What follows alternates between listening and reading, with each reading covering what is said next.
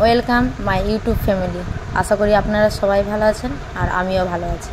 আজকে আমরা একটি সহজ পদ্ধতিতে সুন্দর জলজিরা এবং লেবু দিয়ে শরবত বানাবো। দেখে নিন আপনারা সবাই। দেখতেই পাচ্ছেন আমি একটা গ্লাস নিয়ে নিয়েছি এবং সেটা ডেকোরেশন করার জন্য লঙ্কার গুঁড়ো এবং লবণ মিক্স করে সেটা লাগিয়ে নিয়েছি। তারপরে দেখতেই পাচ্ছেন আমরা নর্মাল ওয়াটার নিয়ে নিয়েছি, স্বাদ মতো লবণ দিয়ে দিলাম সেখানে, আর লেবুগুলো দিয়ে দিলাম। আপনারা যেমন টক খাবেন সেই অনুযায়ী লেবু দিবেন। আর আমরা বাড়ির পাশে দোকানগুলোতেই দেখতে পাই মুদিখানা এই জলজিরার প্যাকেটগুলো, আপনারা পারলে 2টা দিবেন, নাহলে 1টা। আমি 1টাই দিয়েছি। এবার আমি সেটাকে ভালো করে মিক্স করে নিলাম।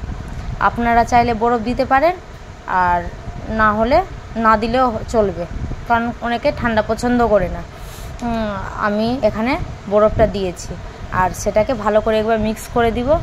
তারপরে আমাদের শরবত রেডি হয়ে যাবে। এটা আপনারা বাচ্চা থেকে বড় সবাইকেই খাওয়াতে পারবেন। গরমের জন্য খুব উপকার। আপনারা বাড়িতে একবার অবশ্যই ট্রাই করে দেখবেন, খেতে খুব স্বাদ। Thank you, good by.